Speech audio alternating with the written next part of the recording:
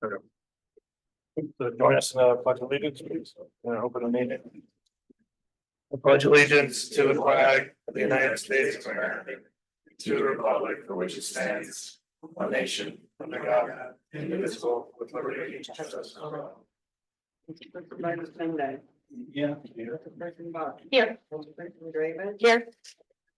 Here. Here. So first up will be to move to approve the meeting minutes of October 10th, October 15th, and October 17th.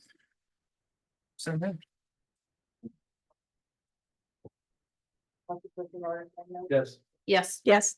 Yes. Yes. Okay, and then we don't have any public hearings tonight. And there's no presentations. I don't think Rick had any, he came last week. Yeah. Ray, did you have anything you wanted to? No, their monthly update is on the web and you got it emailed and, yeah, the only two things I'll call out is projects that are coming up later on in the agenda. So unless there are any questions, that's it.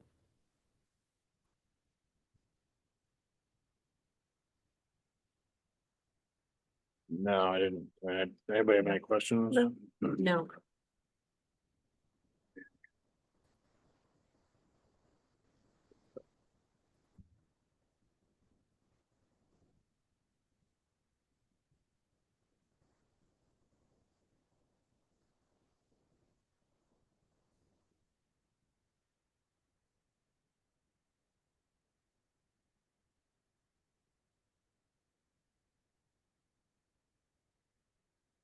Yeah, I'm just gonna scroll through the report so it's on the video.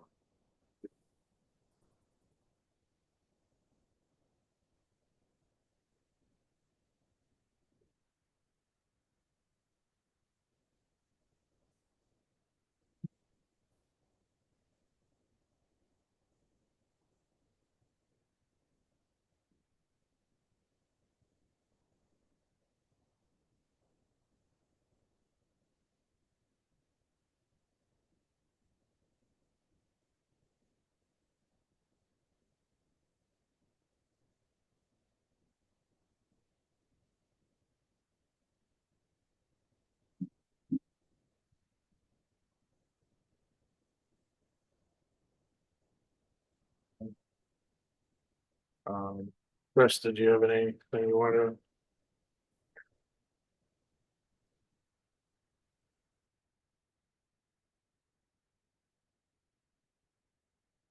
Two quick things. As you asked last week, I've been typing away at some thoughts in terms of the strategic plan. So it's really just getting started, but there'll be more. And certainly if anybody's got any questions along the way, you know, what do you mean by this? Have you thought about that? Just get in touch. The other thing is, I heard from the regional ISO rep today that in fact, the Varna Fire Department is now, or is going to be a rated 2/2Y ISO fire department, which is quite an achievement. I think there's about 40 fire departments in New York State that are class 2. And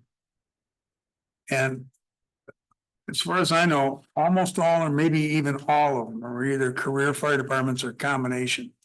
So I don't know of another purely volunteer fire department that's class 2/2Y. The 2 refers to that area that they cover that has hydrants. The 2Y refers to that part of their district that doesn't have any hydrants. Some credit goes to the hardworking folks at the town codes division. Some of their work got Varna, and it will get every other department in town when their turn comes up, a few extra points. But really the big things that pushed Varna up a class were the fact that they've got so many members, they're doing so much training, and they've got a bunker system so that they can get their apparatus out the door very quickly. So congratulations to them. Can you say that classification again? Class 2/2Y. 2/2Y. Okay.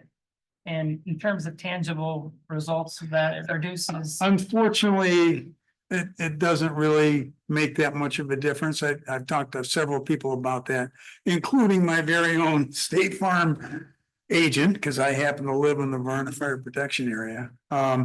And really, once you get up into that sort of rarefied strata of low equaling very good ISO scores, every jump of one doesn't really get you very much, if anything.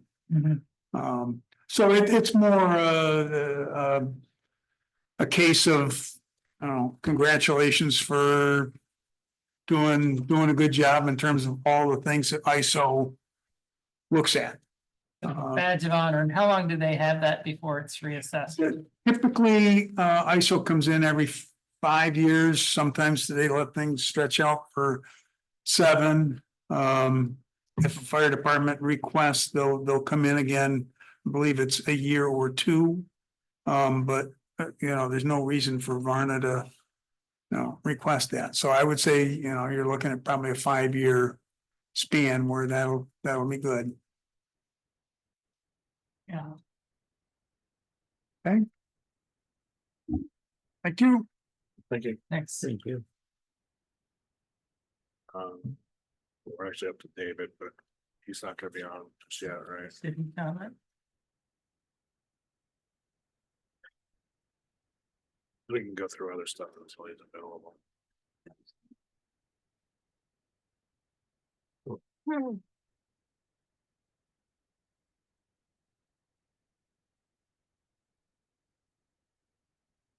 Be available.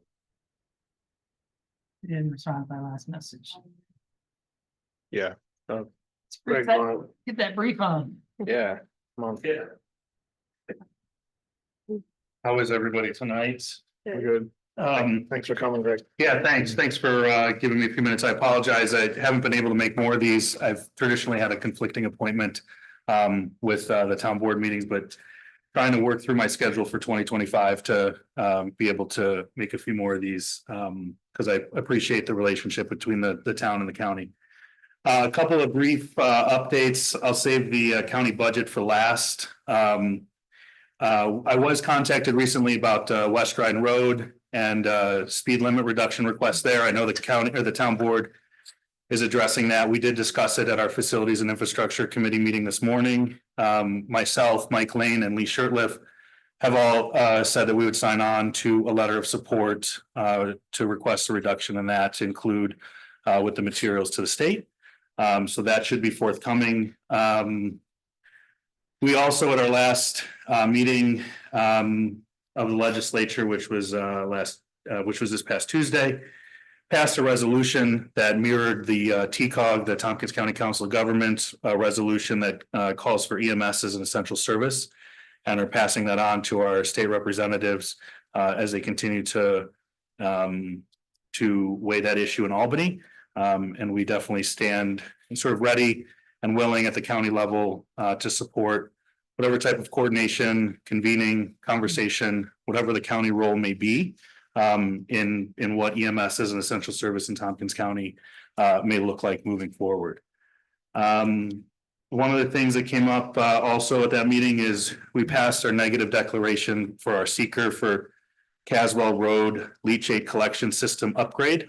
So in 2025 and beyond, not sure how long the project will take, but they are planning to do some updates to the Caswell Road landfill that is closed, the leachate collection system. So if anybody doesn't know what leachate is, it's the trash juice that gets collected and then processed, essentially, is the easiest way to say it. So that is something that is of probably interest to the town. As it relates to the county's response to the homeless issue crisis that we're facing, I would say mostly in the city of Ithaca, but really across Tompkins County. We have our temporary shelter, OTDA, temporary housing assistance shelter at St. John's in the city of Ithaca. Our St. John's was the operator That has since closed. St. John's no longer wanted to continue in that capacity. The county is picked up that ball and has a solution where we're working with local hotel and motel partners with more information, hopefully coming out next week that I can share in more detail. But we also have two coming online next week is our Code Blue warming shelter. That's when temperatures across New York State traditionally fall October through April, consistently below that 32-degree mark, 35-degree mark. And so we're operating that out of the old Key Bank building at the corner of Buffalo and Tioga. That was a county-owned facility. We put out a RFP and were unsuccessful in receiving a response back to that for outside organizations to operate that. Obviously, we want to lean on our service provider partners within the community to provide those services. But when those are not there, the county has to step in and do that. So we've hired a number of shelter workers, Code Blue shelter workers, and they're going through training and everything that they need to have to be equipped to serve that population, and working with the service providers that serve that population of individuals to make sure we're delivering the right level of service in the warming center. And so that Code Blue shelter essentially is to get folks out of the cold overnight. It's open from about 4 p.m. till 8 a.m. the next morning, and then it closes down. And then there's other warming sites throughout the county and throughout the city that folks can go to stay out of the weather and then come back each night. And that's a place that they can get out of the cold and sleep and, those type of things. And then there's also going to be probably a larger announcement coming in the next week or two about our next step in increasing shelter capacity and furthering our response to the homeless issue that we face across the county. Onto the fun stuff, the adoption of the 2025 Tompkins County budget. That passed by a vote of 9-5. And so those of you who aren't legislative junkies, it takes 8 votes to pass at the county legislature. So it got 1 extra than required. Myself and Lee Shurtleff, 2 of the Dryden representatives, did vote against that. Not because it wasn't a good budget. It's a very good budget. It's very well thought out. And I don't want to speak for Lee, but I'll speak for myself. I don't think that we did enough to keep the increase to the taxpayer as low as possible. I think we had more levers that we could have pulled and we should have pulled, but we had disagreement amongst the legislature, and this is the compromise that we got to. We did keep it at our tax cap and did not exceed our tax cap. So give you a couple of highlights really quick. Our levy is about $54,898,518 for 2025. That's a result of a 2.72% increase to the tax levy. Our tax cap increase was 2.72, so we kept it right at that.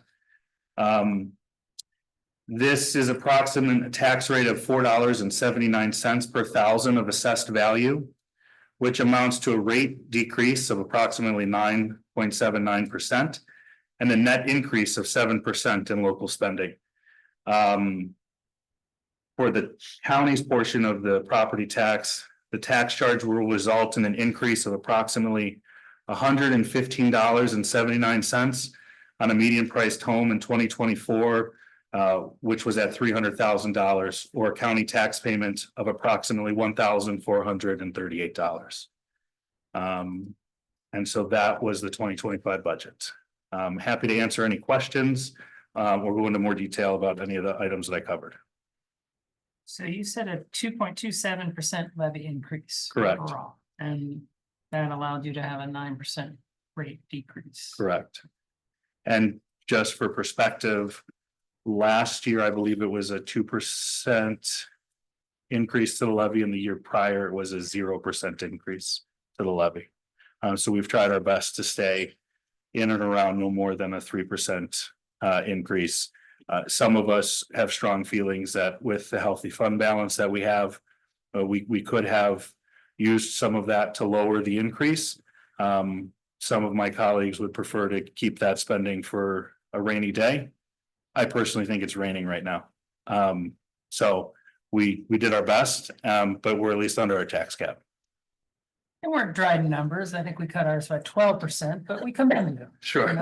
You brought Dryden values to the debate, it sounds like. Yeah, and you know, the other thing too is trying to work with our assessment department. Everyone says assessment is not taxes.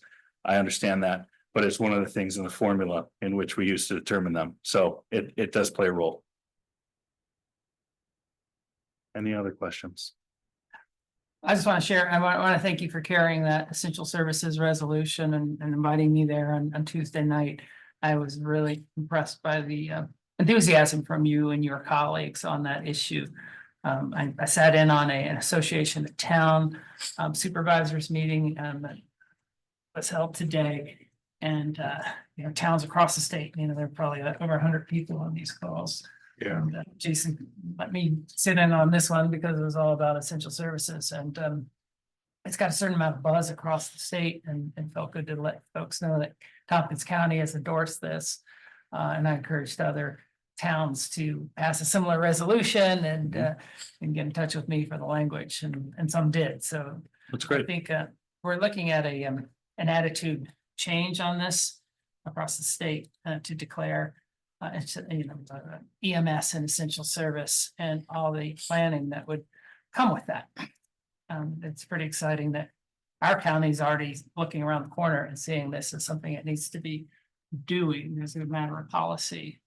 And Yeah, well, and I thank you for continuing to push forward with that issue and others. I happen to sit next to Lee Shirtliff at the table.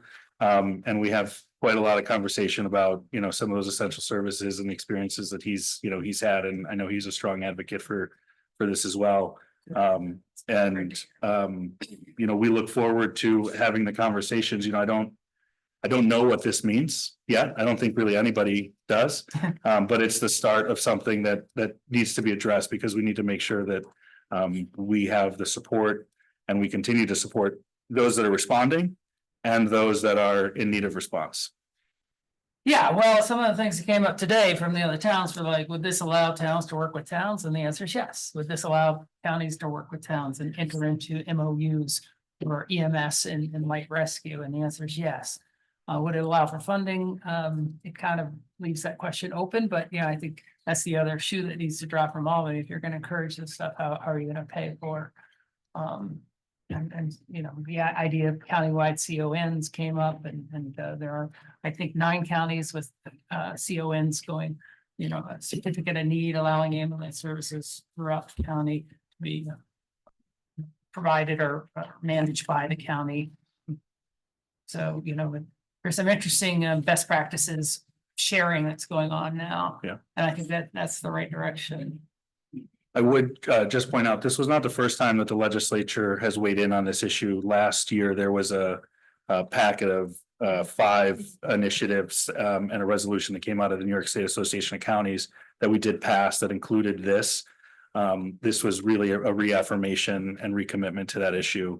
I think the next thing that we need to do is make sure that funding from Albany is there and supportive, and that this isn't perceived by some as just another unfunded mandate from Albany, but trying to figure out how we look at making sure that we're well resourced to address this issue. Great point. So there's no other questions. That's all I have for today. Thank you. Thank you. All right, thanks. Great, Mike?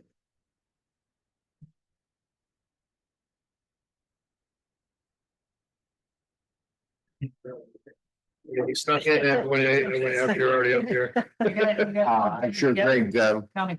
properly advised you about what's happening with our budget. An interesting thing happened with the budget. We've been working on the assumption that we had a tax cap of 4.45%. An hour before our meeting last night, when we were set to adopt the budget, we learned that our tax cap wasn't 4.4%. There'd been a miscalculation having to do with the sales tax credits for example, like the town of Dryden gets against its county taxes. Some towns take their sales tax directly. And I can't tell you exactly what the problem was, but it ended up with a reduction in our tax cap down to the 2.72%. We had been proceeding that we were going to be at 3% for our tax levy in the proposal. Increase, I should say. And so that would have put us over the tax cap, even though we were authorized to do that by a previous local law that we had passed, like I'm sure you have, and most municipalities do. So what we either had to go over the tax cap or we had to raid the fund balance for more money. And we did do that because I don't think there was any appetite for folks to go over the tax cap. And I'm glad to say we didn't do that, but we had to pull another $150,000 out of our fund balance. I certainly voted with majority for the approval of the budget. I think we did a lot of good things. We cut back. We had people even there last night that were upset with us because we weren't funding enough on some of our agencies and other groups that we normally fund, but we can only go so far each year. And we want to make sure that we keep our tax levy low.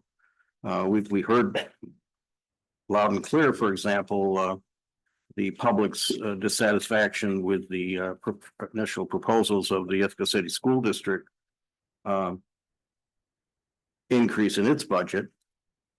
And they were up like 12% on the levy, I think. So we've been pretty good, as Greg mentioned. I think we went 2 years with 0% increase on the levy. Last year we went 2%. This year we're going 2.72%. And when you think about, we've had to raise salaries for employees. We have all the same inflation issues that everybody faces, including the cost of energy going up. I think to hold it at that level is a very good thing, and I think what we did last night we can be very proud of. Greg mentioned about all the issues with the shelter. That's taking up a lot of our time, and we're anxious to protect the most vulnerable in our population, those that are homeless for any number of reasons that are particularly in the city of Ithaca area. So I would just add that to what Greg said, and I thought he gave a good report from what I heard. If you have any more details about what the tax department at the state might have sent you about the sales tax offset, I'd love to see that. It's such a complicated issue, and just for those of you who don't track this, county set a lower property tax rate in the town of Dryden and maintains or retains the sales taxes that they would normally compensate with us to make up the difference. And that allowed us to raise our property tax at the town level. And that's the offset. And the benefit of doing that was to get better deals from our pilot program. I don't think there's any blame for the people which way they take it. And I don't necessarily think it's the state. It may be the complicated formula for the sales tax and the way we may have interpreted it locally. But I'd be glad to look into that more deeply. As I said, we only learned about it an hour before our meeting last night, or the night before last, that went till 11:30, by the way. Yeah, I'm just surprised that it would have had such a profound impact on your tax cap. Interesting. Anything else? I'll let you go on to whatever you need to do. No, I don't have anything else. Thank you.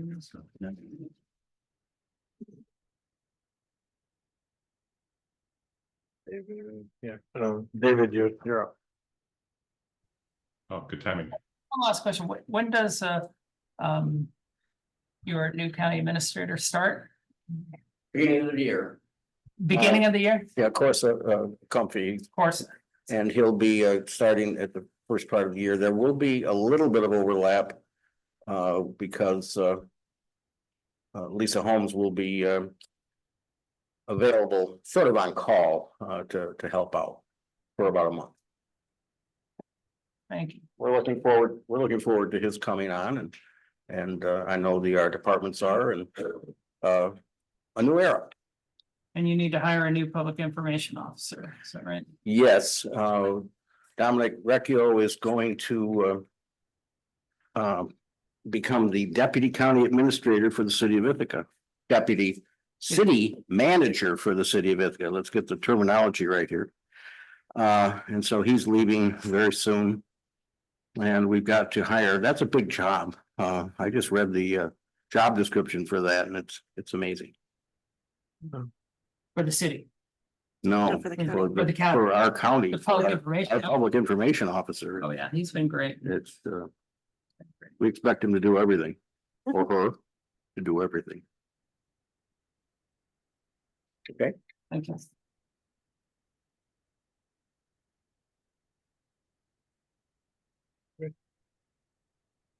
Right, they've already made you co-host so you could share.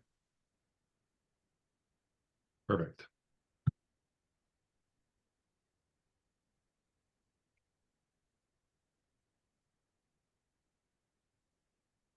All right, good evening. Thanks for giving me some time today to give you an update on how things went in October. It was a huge month for us. I sent this entire deck about a week ago. I believe it's actually on the website for people who want to download it, look at the entire thing. I'm really going to do what I've been doing the last bunch of months and just focus on slide 2, which is the executive summary.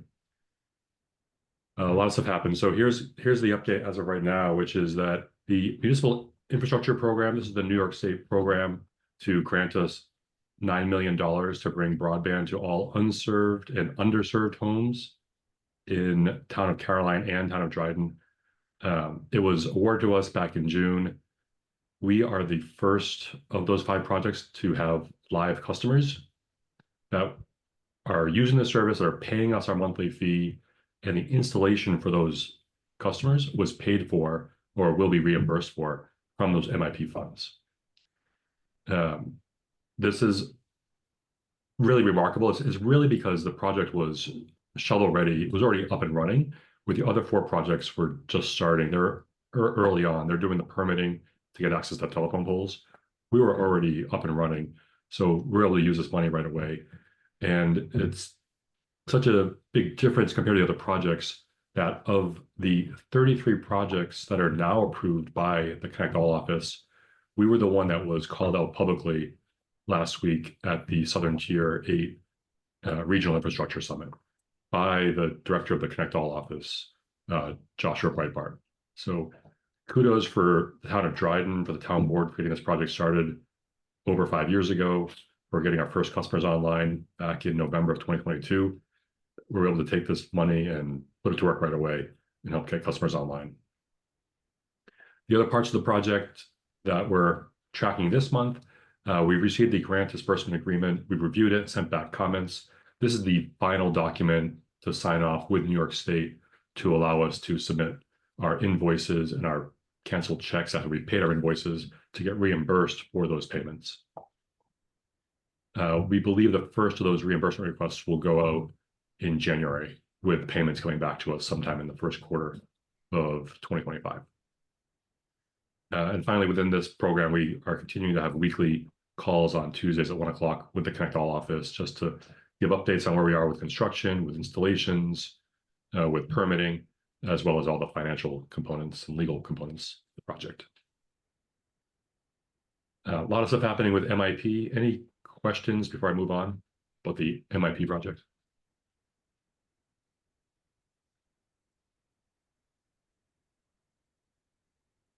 Anybody? Just David, what are you doing when we get a request for service from Caroline? We're doing the same thing we're doing with any requests from Dryden that are not in the green zone, which is we receive those, they go into our ledger, our digital spreadsheet. We respond to them, let them know that the service is not yet available. As soon as it is available, we will reach out to them. And we let them know that we expect to start serving customers in the town of Caroline sometime around October of next year in 2025. With the also letting them know that the entire completion date for the project for Caroline is the end of 2026. So it's not going to definitely be next October for them, but due to state, due to the contract with the state, we have to finish those parts of the project by the end of December 2026. And we have had quite a few. We're going to get a count of those for our next meeting. Great.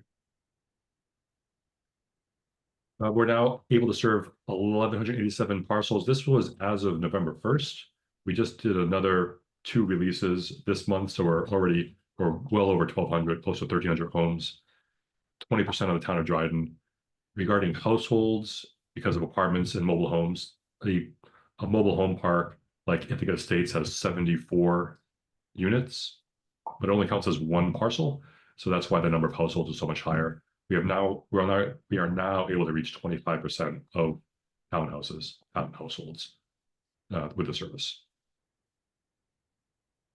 A couple other notes about the growth. We have 165 paying customers, which was 40 new customers in the month of October. That eclipsed the number from September, which was, I believe, 36, which eclipsed the number from August, which was 26. So continued growth by month in the number of paying customers. We had 75 inbound requests in the month of September. 44 of those are in the green zone. So pretty engaged inbound requests for people who live in the green zone. This is also as of November 1st, and that is that we have 27 customers in the installation queue. I just checked today, which is we have 174 live customers now, 62 are now in the queue, and based on today's map update, there are 13 more people who had signed up in advance, and they are now in the queue in addition. So that gives us 75 in the queue, 174 live, which when we add those all together, we believe we'll be to install all 75 of those customers by the end of the year. We will be at 249 customers by the end of the year.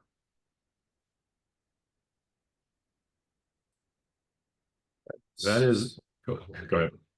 That is really good. Yeah, was ahead of schedule, ahead of plan. Yeah, I think that second to last bullet should say March 31st, 2025, right? Yeah, yes. Yeah. So that's kind of exciting, a break-even point where we're Yeah. bringing in as much as we're spending. We're ahead of schedule. Yeah, our monthly is a little bit up, but that's kind of to be expected with a few things. But we're still aiming for around that 260 break even.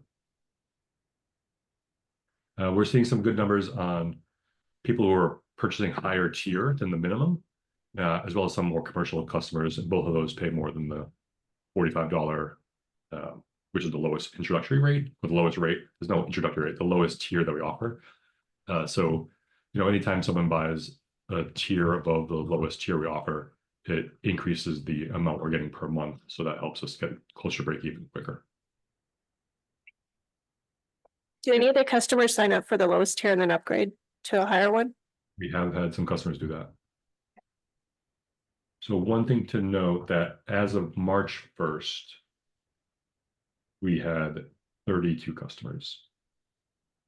So through the last 7 months or so, we've gained roughly 140 customers. So pretty good clip.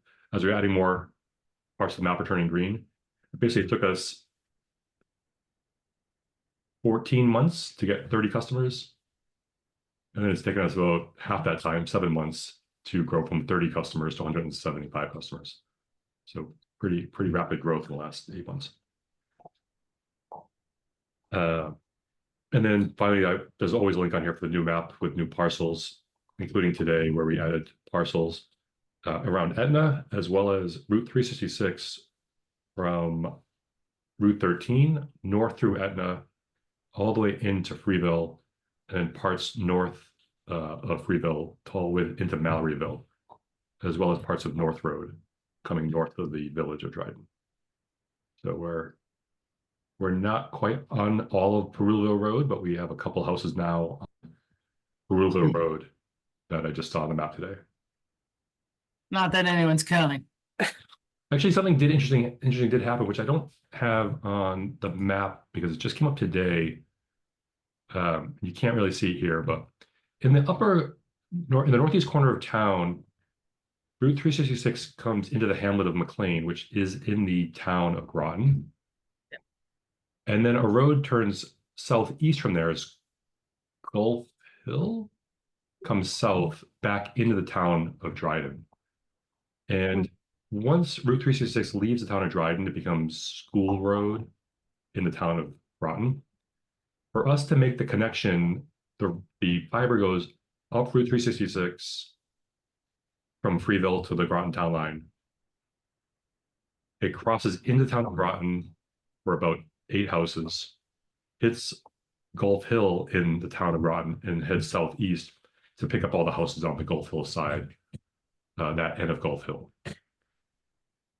Which means we now can service those houses in the town of Groton. We're like in front of them. We even designed and put in an MPT, which is how we connect from the fiber network to the homes, right on the town line. That's the one that will be used to reach the houses on the Dryden side of Perulville Road, just west of the convenience store gas station. It only goes maybe 500 feet, so not too far. So we can't go all the way down Perulville Road, but we have the first 2 parcels, as well as south, but it also lets us go into Groton if we want to.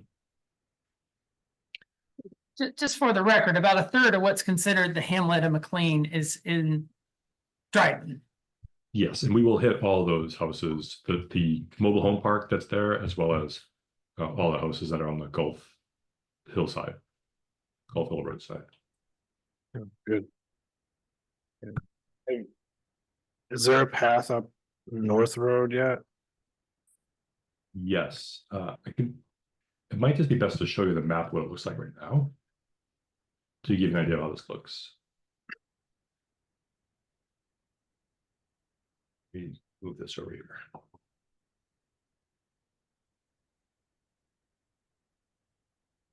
I'll zoom in as much as I can so you can see it. So to give you an idea, this is the village of Freeville down here. I don't know if you can see my cursor. Route 366 comes northeast of Freeville, goes by Leisure and Meadow, this neighborhood, which will all be constructed in the next month or 2, all underground.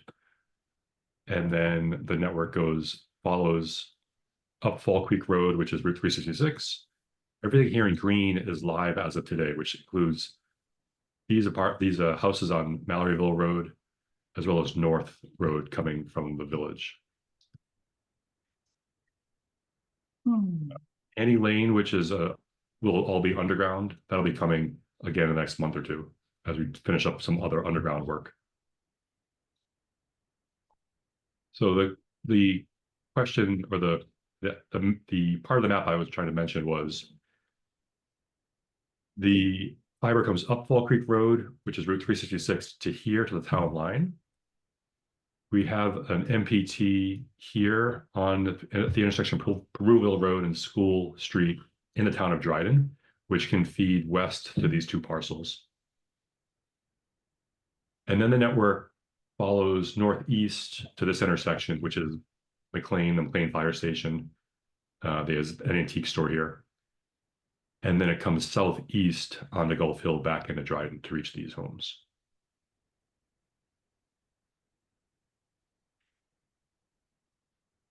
Dan, you're muted. I know you want to say something. It's your yellow. I'm just saying, so close yet so far. Probably go out there and drag a cable. You were in yellow before. Yeah, the only other thing, and David, I just wanted to mention that you're getting a lot of people requesting service, including some big customers that we're not actually having to reach out to. And I'm wondering, do you track that at all? That the form of whether we're contacting or our, subcontractors are contracting clients, or whether they're calling us up on their own? We did a bunch of outreach about 6 months ago to many commercial properties that were in the green zone along Route 366 and Route 13, a little bit in the village of Dryden. We got a list from Ray from the planning department. We use that to say like, here's where the businesses are. Let's reach out to them directly. Not great results. People were like, not ready, not ready. Sometimes business owners who have been in business for a long time are very risk averse. They're like, we don't want to do anything. We don't want to be the first ones to try this out. But if our neighbors do, then we'll try it. And that's what's happened. So a number of customers like Upstate Hayes, they're a commercial customer, they came to us. There are a number of other ones who have requested service. In Kodama 3D on Route 366 between Freeville and Etna, they requested service. I believe they might be scheduled. George Junior Republic requested service. We are right by them on Mott Road. So we're working with them to figure out how to plug into where we have the ports available to plug into their network. We did get a request from the grounds team at TC3 this week. They have a building near the trailer park right on Route 13. So we won't be servicing the main campus building yet, but we can service that building. So all that has been them just seeing the signs, seeing the publicity, getting the emails, getting the postcards, saying, hey, we want to sign up. And they sign up for the business tier. That's huge. That's really great to hear. Yeah. A couple of the trailer parks or the mobile home parks, the same way. They've reached out to us. They're like, we have people who live here. We want to talk about how we would get this into our parks. Good. Some of that is from their tenants or their people who live in the parks come to us first, and then we negotiate with the landlords. And other times, the property owners come to us and say, hey, we know we have the service. Now, how do we get involved? How do we get this available for our people who live here? Good.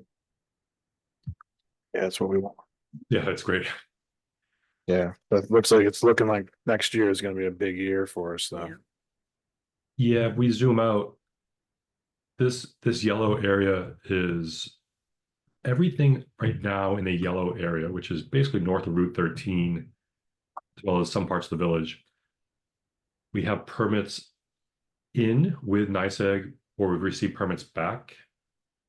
The electrical make ready has been either started or completed, or sometimes it's out to bid. Following that will be the construction, bringing in the fiber, splicing, and then getting it live. There's going to be a number of jumps in availability, basically every 2 weeks for the next probably 3 months in this yellow zone. Where now we're saying we'll probably get almost all this yellow zone done by the end of March. Wow. Yeah, it's many miles. Bone Plain, West Dryden Road, as I said, Perula Road, Route 38 from village of Freeville up into Groton, and then Etna Road going west, as well as Pinckney and some of the other smaller roads there. I don't think just at the building. I was out with the team yesterday. I was on Lee Road. Lee Road should be done in about a month. We did a lot of underground work there. That road's kind of unique. It's telephone poles the first half, the western half of the road. And as the road goes up the hill, everything is underground. So we were doing some exciting boring work, which is the term for boring underground, to bring this fiber to every single house on Lee Road. We already have a handful of people signed up who live on Lee Road. Hopefully the mayor of the village of Dryden, who lives on Lee Road, also sign up. If you see him, you could encourage him to join. We think we'll get through all the parcels in the village of Dryden probably by the end of the year, if not by the end of January. Most of it's done. It's just a matter of splicing and testing. Cool. So pretty busy month. I would say take a look at the rest of the whole report. If you have questions about anything, happy to answer. Thanks. Well, thank you, David. Thank you, David. All right. Okay. Get to some of this other stuff.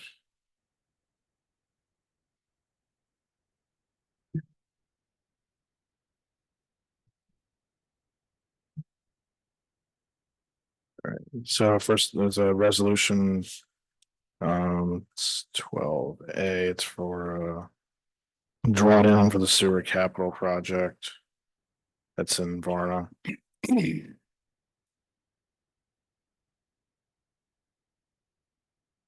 So I'll move this. I'll It's for- second. It's for a total of 112,490.11. Yes. Yes, yes. Yes, Yes.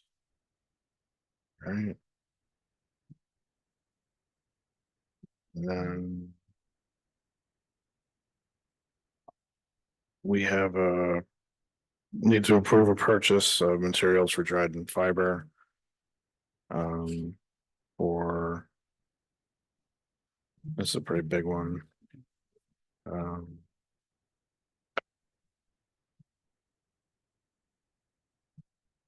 Total of 379,671.72. So I'll move that. second, Yes. Yes, yes. yes. Yes. All right. The next thing is so what we have we received the contract. A proposal from CHA for the work on the lands behind Town Hall. Nate gave gave us a red line version of it, so what I might ask board for is, since we might resolve this before the December meeting, just permission to sign on behalf of the town once we have a final version that's approved by council. So, It looks like his edits were pretty minor. yeah, I only see a couple. there was one, the biggest one was for the use of the documents. It's a work for hire, so instead of. We want to make that clear instead of the way they had originally written it. Yeah, Awesome. so they have to accept our edits, but I mean, All right, so I'll move that. Spring said she'd second. second. Yes. Yes, yes. Yes, Yes. And then. So, the next up would be. So we got some information about the, I guess the county raised the exemptions for. The alternative veterans exception. And also. The.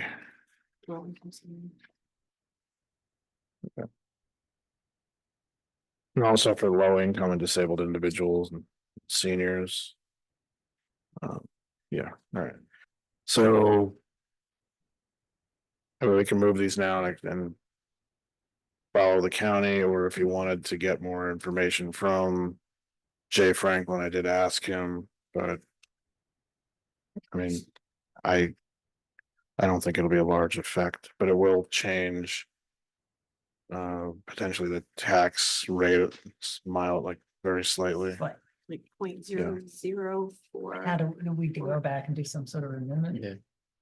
No, what it does is it just when they calculate everyone's taxes.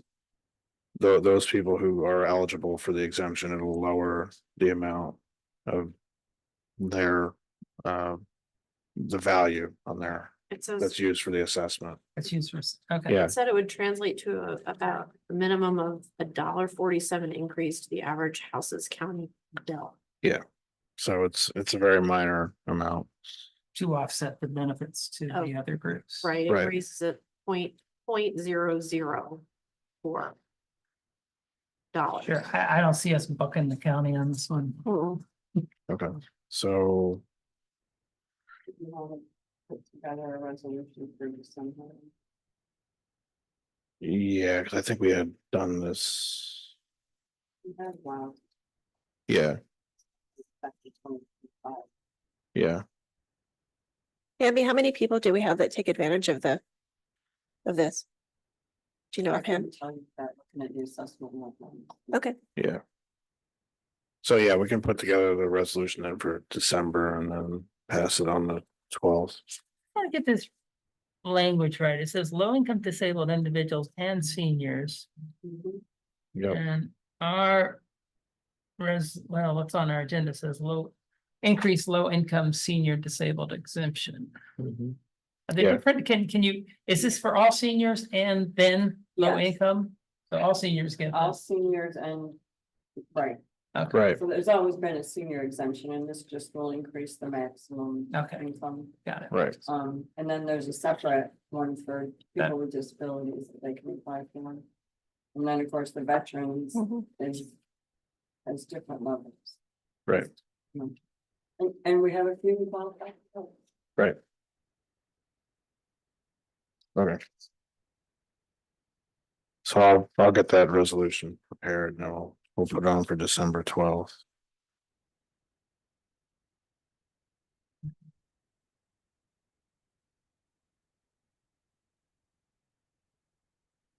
All right. And we have the. Where's the, Must be 65 and older. yeah. Freeze Road This Bridge, one. FEAF. There's not. For the FEAF, Freeze road. yeah, I thought it. That's- Front row. Did we have that, Dan? Yeah, I sent it to him.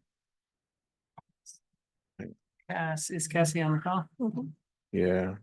I'm sure she has it. Because we talked about, we emailed back and forth about having this on tonight's agenda. Yeah.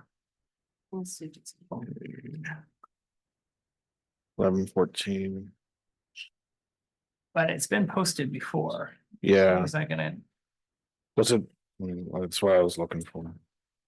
what I'm saying in terms of public notification, it was Yeah, I think we, posted in October, I'm pretty sure. yeah. On the, It might be in the, yeah, I have it right here. From 11/14. Yeah, so we had it posted October 17th. So I have it.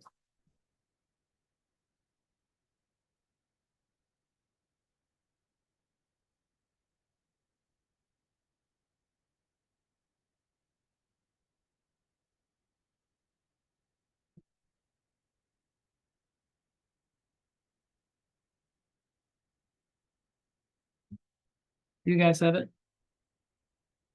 No, I'm. It's in the October 17th. I'll just send it. Yeah. Yeah, we have the resolution, the interested.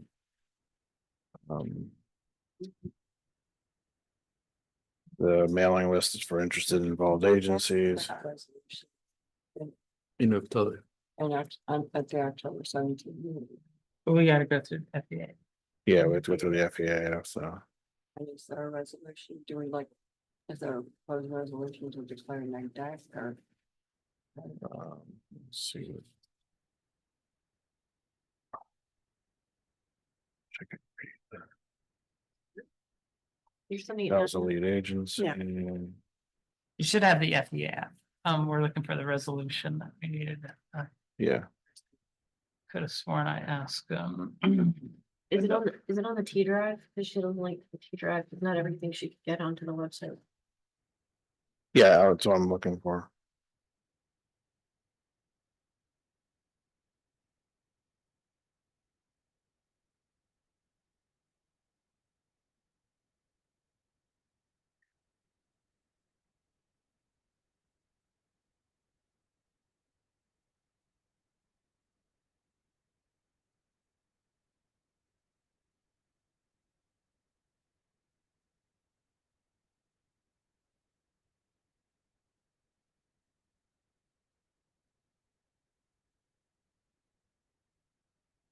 Yeah, I'm not seeing it. you don't see a resolution. For the neg deck, no. And you can't just make one up on the fly. Short, sweet. I mean, that wouldn't be an hour. Put one together. That's what I'm looking for. I could have sworn I asked Wendell for these things. Dan, I don't remember ever receiving a resolution, so I'm not sure if I got it. I'm trying to look as well. Thanks, don't know if they sent that. It might not. I don't have anything from Wendell about that.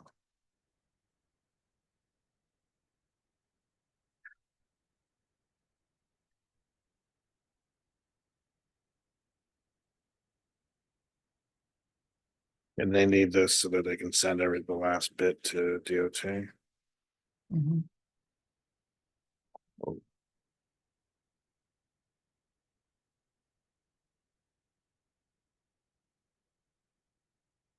But we did the lead agency resolution, right? Right, yep, we did that. So. And I know that there was some comments that came in that they were responding to from the interested parties. Yeah, that's all good stuff. But in the info, the documents that he sent me in the end of September, he sent me the FEAF and The lead intended agency. and interested and involved agencies mailing list, but those three. Um,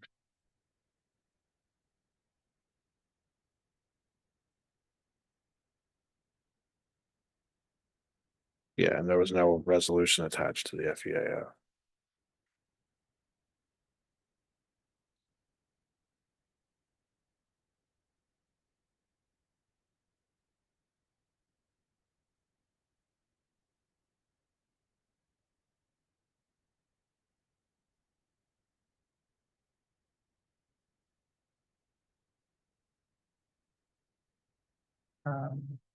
So my question is that, do you have a similar resolution that we could pull up and revise? Plus, we're gonna have to wait another month. Well, why don't we get through the other stuff and then I can take a minute to look for them. They're fairly short, right? I don't know if this one would be. It's a neg jack resolution. Yeah, but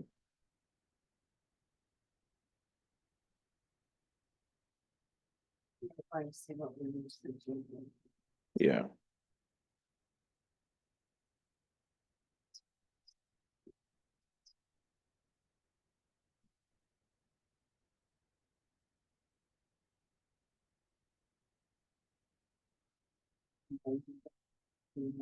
Yeah, what? Yeah, why don't we do some of these other things first, because we got some people here and then I can Sure, that up while we're, I'll try and do it while you're. okay. Okay, so. Sure, yeah. Okay, and we can go through these other couple of things and then. All right, so we'll move to the 27 Dutcher Road special use permit. Was there? Right. Yeah, so this is a special use permit required for home occupation level 2 business. It's a gentleman, Joe Tift. I'm not sure if he's there in the audience tonight. He was at the planning board on Tuesday night, and he's looking to do a small engine repair out of his garage. So since it's out of the garage and not in the dwelling, that raises it to a home occupation level 2. This, as I say, was reviewed. The planning board recommended the sketch plan with no further conditions. So the intended action tonight is to set a public hearing, schedule it for the December 19th meeting.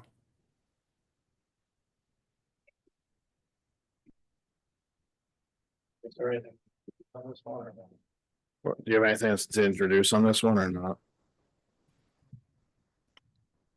Other There's than- a sketch, right, Ray, on this project? Yeah. Yeah, if you want me to share screen, I can pull that up. This next, right there.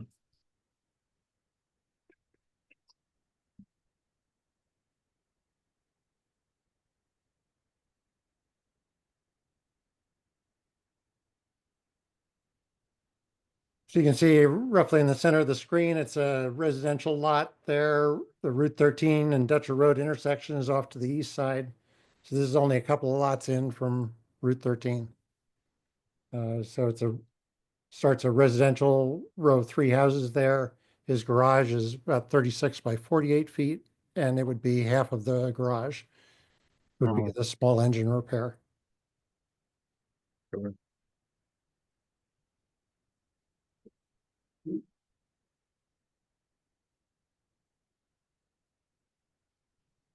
Okay, so we'll just have the public hearing at 6:05, December 19th. We can't do it on the 12th. Get it out of the way sooner, both of them. Well, we don't normally we do the public hearings at the second meeting. Month, doesn't it? It doesn't have to When they be, set the but hearing. we also have to, if there's any like from a county letter or anything that has to come to us, Okay. you know, I don't know if that, but. All right. So next up, we had 1814 Hanshaw Road. That's the is that the billboard Yeah. one, right? Yeah, the Park Outdoor, and I believe I see Steve Frank and Rick Steele in the audience there. They're proposing a electronic billboard at the Hanshaw Road and Route 13 intersection. DOT denied their location that was previously approved by this town board at the NYSEG intersection. So they're coming back with the same size billboard, just relocating down about 2 miles to the west. Okay. So again, the intended action this evening is to schedule a public hearing for the December 19th meeting. Okay. Was there anything you wanted to talk about that, or because we'll just schedule it for 6:10 on the 19th. Happy to answer any questions. It's the same exact one as last time, just different location. Right. It's going to be closer to the 86 lumber. It's right Yeah. by E6 lumber. Yeah.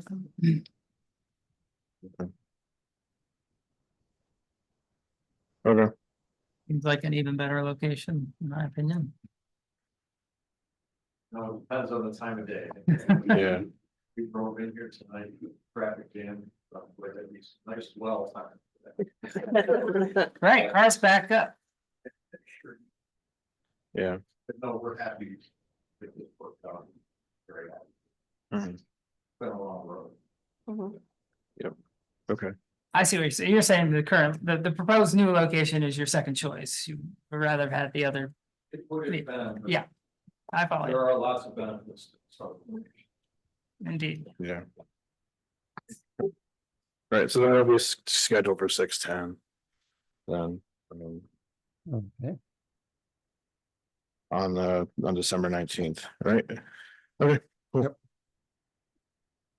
All right. Thanks, guys. So next up, so we gotta schedule a public hearing for the fire contracts, so we gotta set amounts. That public hearing will be December 12th at 6:05, but so we need to talk about the amounts. Let me just show some stuff real quick. All right, so just so everyone knows what that is, that's the cover sheet after we passed the budget. It just lays out what all the different, the levy, not the total, the levy number, the assessment and the tax rates for the different things, so.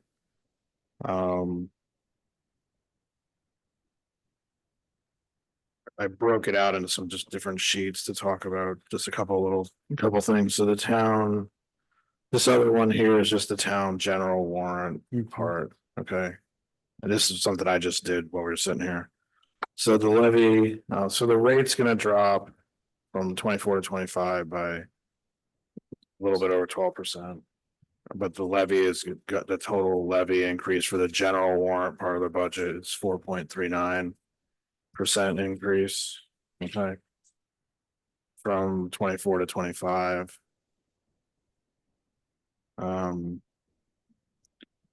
The total levy, which includes everything. From 24 to 25 is going up 3.97%. And that includes all the districts and general warrant and everything. The townwide fire district. This is just showing the amounts every year, but. We'll be going up 5.35%. From 24 to 25, it went up 12.9% in 24, 7.96 in 23. And then I just made a table here of I don't know. So the contract amounts that we started off with last meeting, and then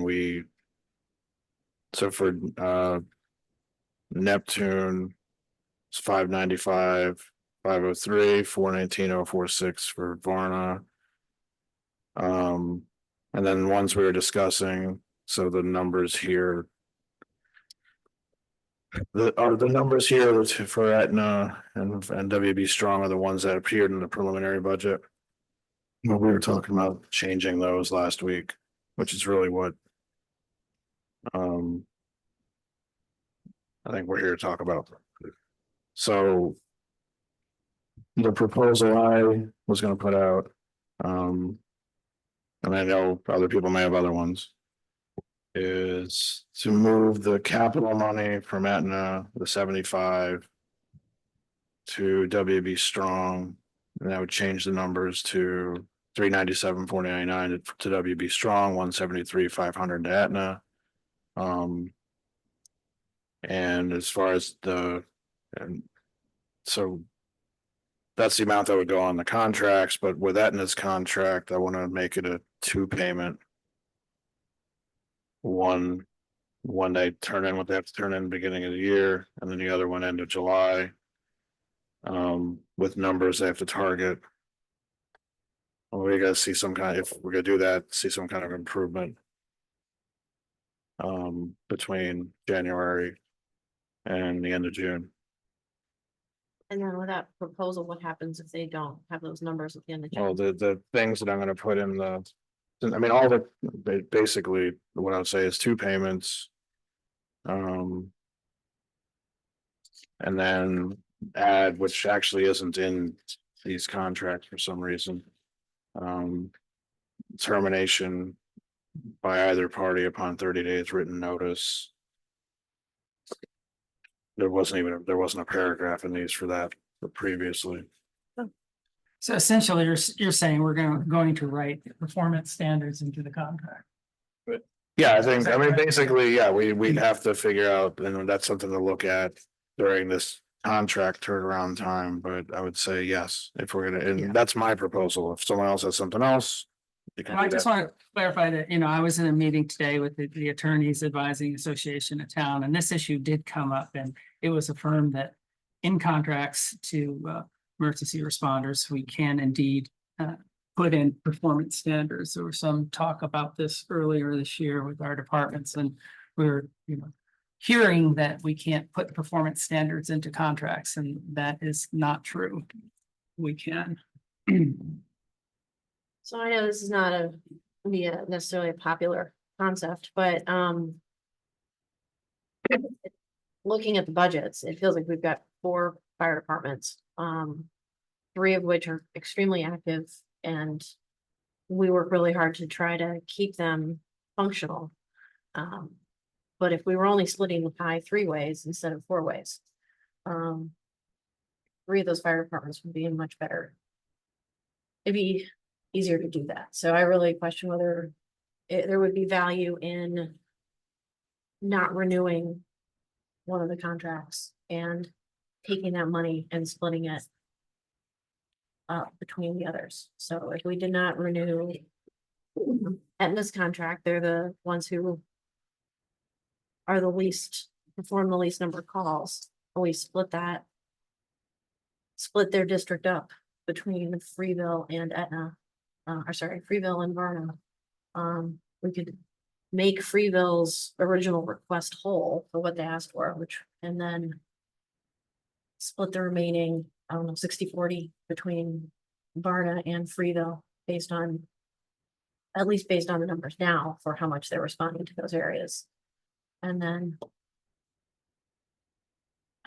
I know that would be a hard pill for people to swallow, and I wouldn't want people to think it's lack of value. The importance of and the respect for the people who volunteer for it, but it seems like we'd be able to have it would really help them strengthen across the board, the other groups.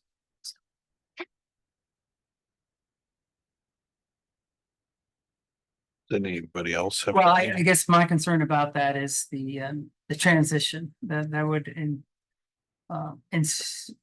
ensure a rather rapid transition of services and equipment. But what we've been hearing is that they're responding to the calls anyway, so. It just, what I'm hearing is that they're responding to the calls anyway, so. It's not like we're gonna see a change of service, by doing this.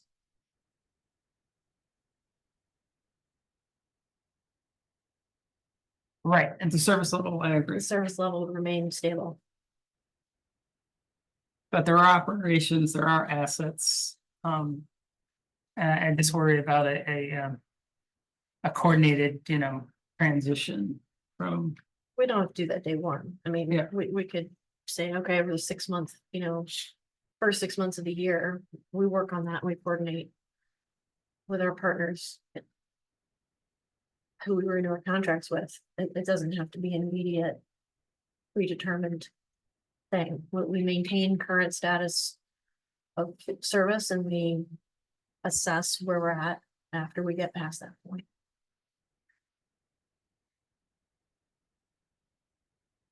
Because part of me considers what Jason is proposing as that 6 month period where things are not working out at Aetna, given our performance standards that we're going to put into the contract, then this transition could occur during that period. And it wouldn't be as abrupt, or, we immediately have to wonder what to do with the assets of one department. If we were to just announce tonight, we're not going to continue one contract. That's a big change that started January 1st. Yeah. Terms. But it sounds like we might be facing that same decision in July, and just wondering. My view is just simply allowing a more orderly transition and provide the next 6 months, re-evaluate. And if things are not working well, then we can certainly think of not renewing the contract. So, at a minimum, we would provide operational money for the first 6 months, which looks like it would be about, what, 90,000, 80,000. It's. Could it be a 6 month contract and not a Yeah. 12-month contract? Well, it'll be a 12 months, but we have, Contingent. instead of like this, what we did in 24 for the first time in forever was pay up front everything. Previously, it had always been at like 2 payments. So for Aetna, we would go back to the 2 payments. And then assess at the end of, well, by the end of June, we'll know by May. I mean, the reality is we'll know by May. Maybe we should do quarterly, then Um, find the middle ground here. well, I think we'll know by May how things are going. Because I don't know how long the lag is for numbers, but by then we would know. And by the end of May, so that beginning of June, we can, if we're gonna do anything, give notice, but also, if things improve, we're getting what we want anyway, so. I don't see it, that's how I think about it. What system are we gonna use to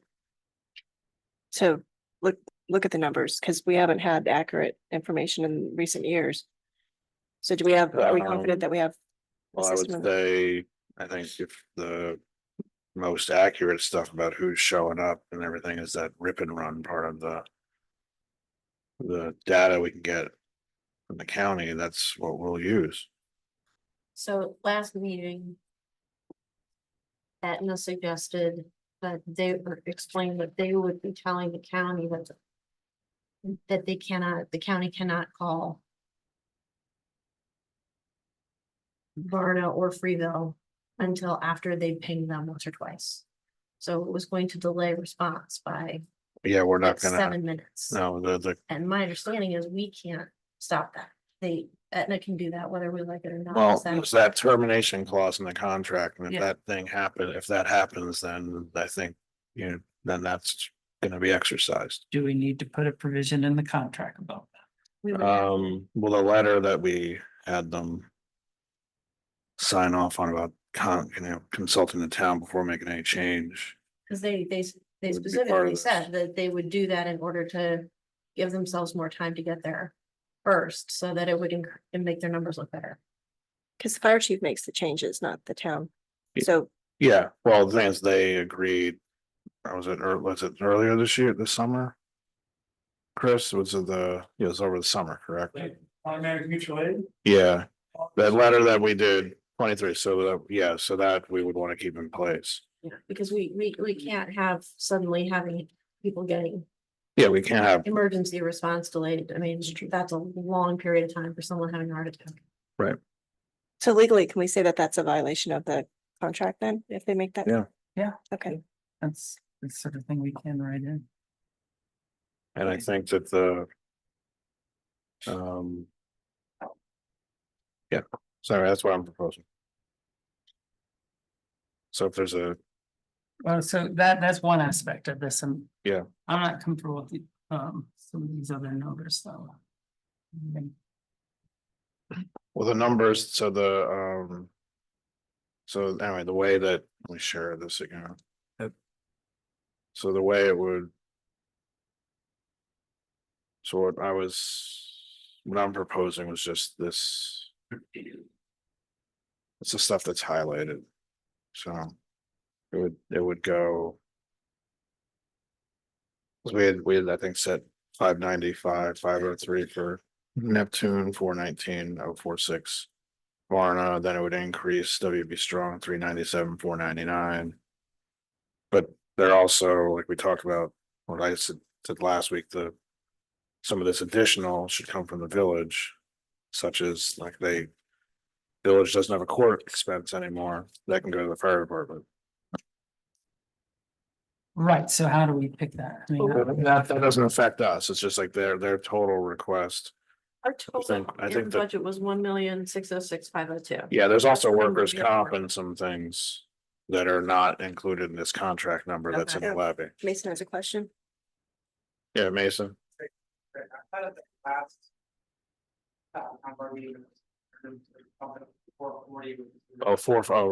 that, I get that wrong? Sorry, we're talking about, Oh, Varna's, so we're yeah, not talking about Varney right now. I don't, no, he's right, the 440 number, I He's like, think. never- Yeah, oh, yeah, that number's wrong. yeah, that number's wrong, sorry.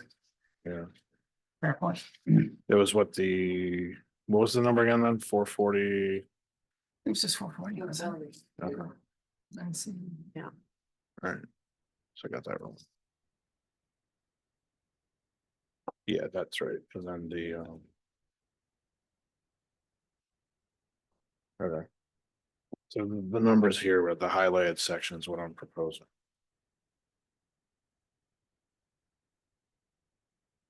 If anyone wants to make, So with regards to Freeville, we are talking about an increase of 75. yeah, and I mean, like I said, that their intent was to put that into their capital savings, which is, so it's a shift of capital monies. Gets them closer to what they've been asking for capital.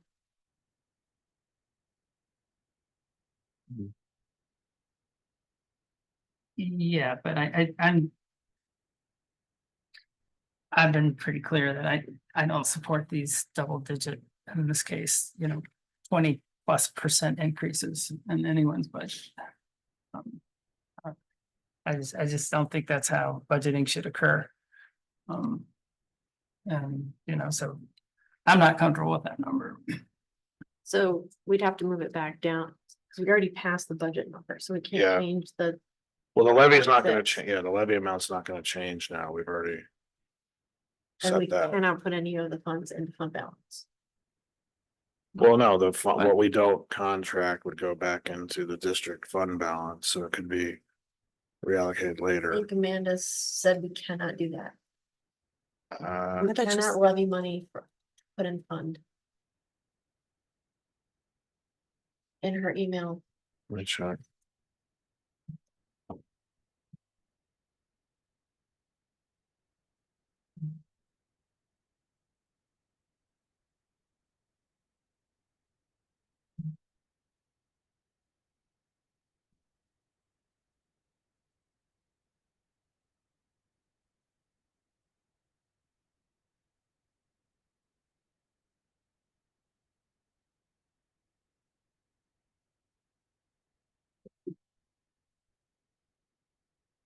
it's one from November 15th at 3:07.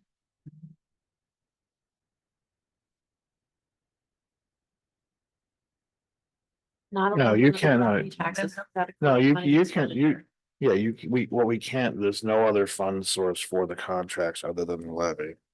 But if you don't, you can put money into the. Fund balance. Yeah, I know, but we've had money in the fund balance previously. It had to get there somehow. It wasn't, I was wondering how it got there. Yeah, she was just saying we can't tax people to put money into the fund balance. I think you can't fund it intentionally, but if it happens to Yeah. end up there, it's okay. I mean, it would all be held for. Like you know, if there were. Like an unexpected capital expense or something, and that's what it's been used for in the past.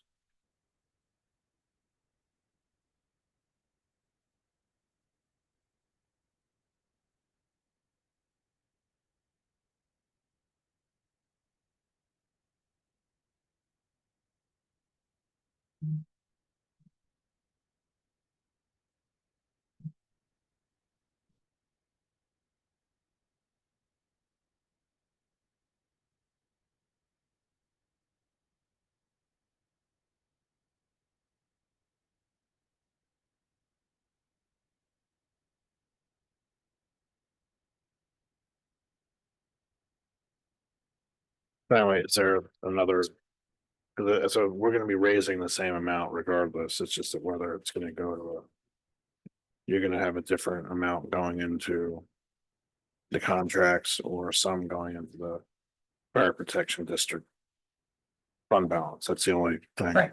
I would rather to see the latter, because the other departments were very responsive to our request to keep the rates low, and it just seems inconsistent for us to, you know, have expected that from 3 of our 4 departments and have one just exceed that number by a factor of 6. No, I understand that. Okay. I had thought fund balance would be an option, but, Amanda had told me. So otherwise, so. That's what we can do, so. Well, we'd have to designate it as a capital. Reserve or something. Because we've talked about doing that, right? Holding on to Well, yeah, we've talked about holding on to some money for capital reserve. maintaining our own capital reserve Yeah, for fire. Everything that we're anticipating. yeah. And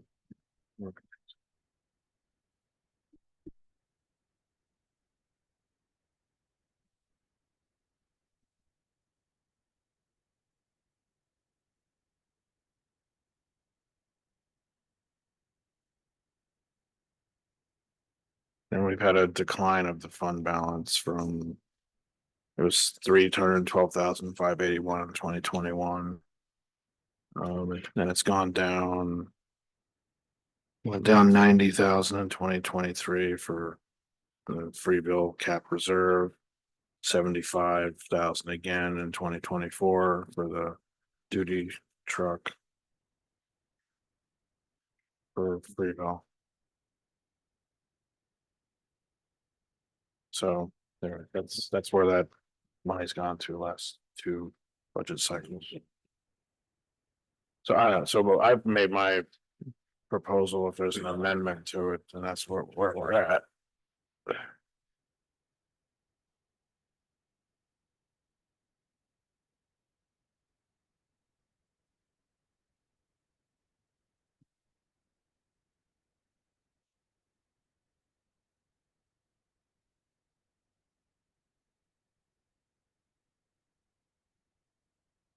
All right, well, are we saying that we could come in at a lower number and hold on to the money and put it in a reserve fund? Yeah, I think we can. We just have to designate that it's capital, like it'll be a capital reserve. Right. I mean, the thing is like, we are actually having, another public hearing on that, like on this in December, so if. I could talk with Amanda, and if we. Yeah. Can't, for some reason, can't do that, then we can again change, deal with it the next. Okay, meeting. so are you saying we don't have to settle these numbers tonight? No, we do need to publish these numbers, but if Okay. there's a problem with what we publish because of this issue. Then. I know we can deal with it at the meeting, at the public hearing. Okay, because but So, but you probably need 10 days leave for the notice, yeah, and we have, is a good rule, and you've got some time between now and. Right. That notice has to go. right.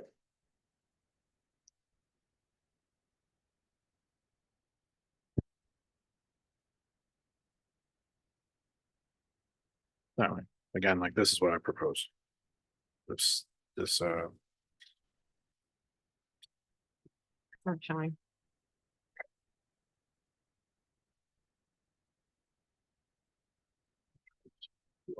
So I can see it.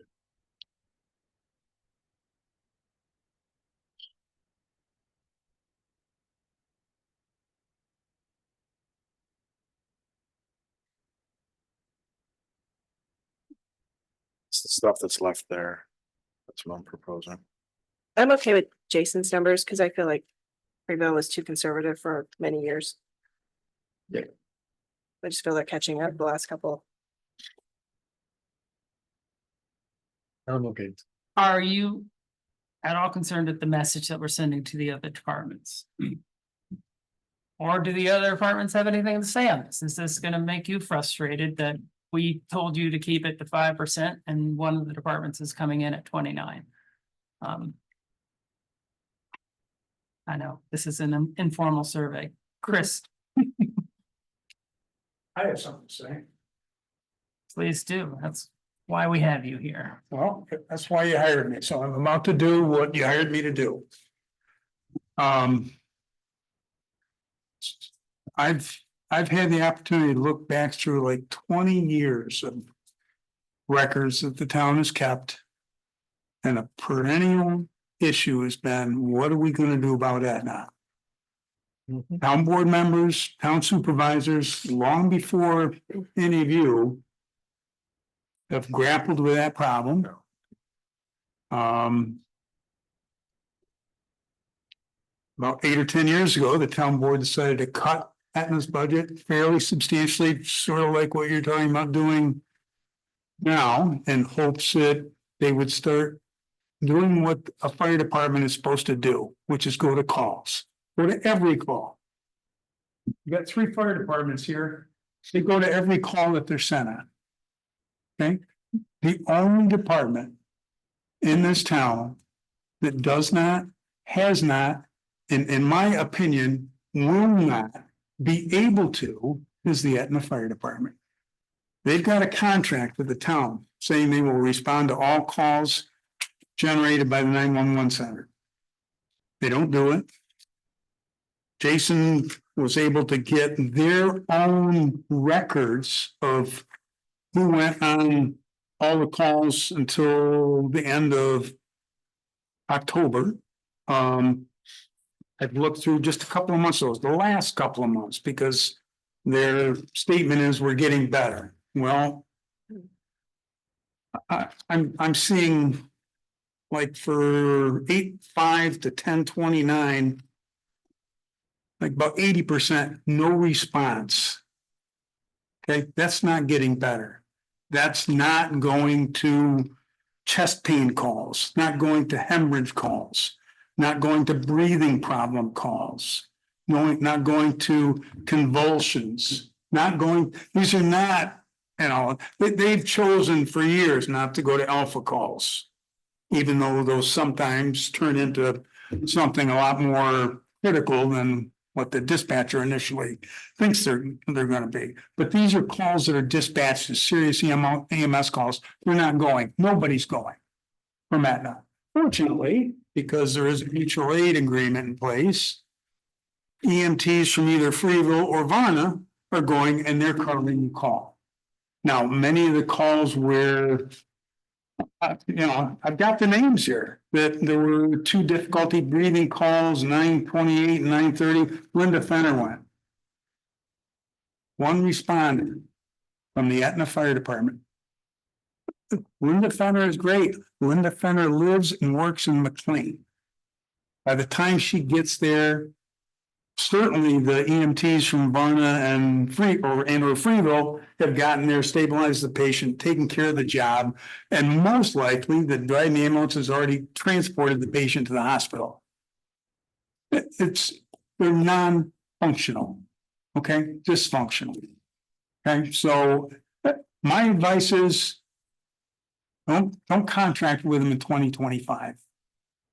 Take that money, split right down the middle, give half of that half to Varna, another half of that half to Freeville immediately, just like you always do at the beginning of the year. Hold back the other half. And then, sometime in June, maybe, review both with Freeville and Varna. How you doing? Who's covering more calls? And then, fine tune that remaining 50%. But in my professional opinion, continuing to contract with the fire department that has about really 8 or 10 members, most of whom don't live anywhere near Aetna, it's time. Again, you hired me to do something. I'm doing it.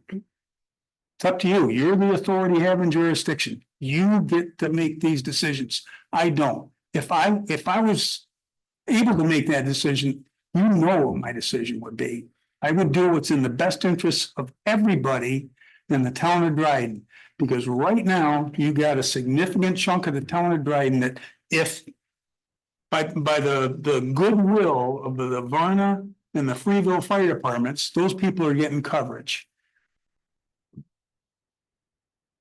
Do you have anything to address Dan's concern about the short time if we didn't renew the contract in January, the short transition time? They're already covering their calls. They're already doing the work. Yeah, there's a few fine points, in terms of dividing up the district between Freeville and Varna. That's easily done. All you do is just put in a few street addresses there, do time and distance. Okay, you got this, we got that. It's easily done. Everything else is workable. What about the $1 million+ worth of assets? And how do those get transitioned? Again, Up the volunteer labor, and how do they get invited and brought into the other? they can go wherever they want. Believe me, there are some really good people in the Aetna Fire Department. Yeah, anyone that's willing to serve there is a good person. Absolutely. Yeah. Unfortunately, as I said, many of them not only don't live in or near Aetna, they don't even live in the town of Dryden. There's 2 of them living in Elmira. The question I would have is,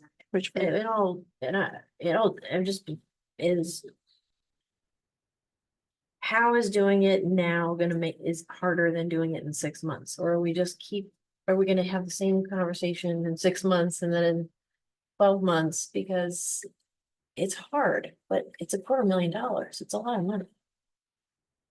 Yeah, but the money doesn't disappear. Is the It's happening, thing. it does. Well, no, if.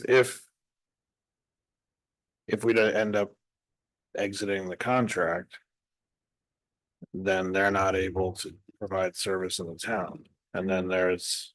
But the, And when they're not able to at all, and then there's something that has to happen with a different kind of transition, but these funds don't just evaporate.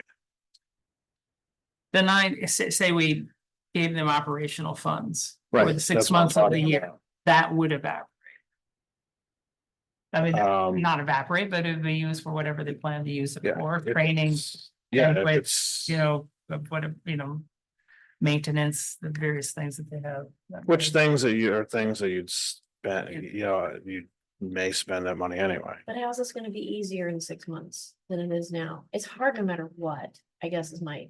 Yeah, but it's I like think, this I think. Hard thing. You'd be able to have. Like transition types of conversations and also bring people in who can help with it. In an orderly way instead of, I think. In 6 weeks, But when do you start that process? I think we'd know by. We'll know pretty quick if this is gonna work or not, I think. And certainly by. May, we know if this is working or not. And if it's not, then. That's when we start having those talks.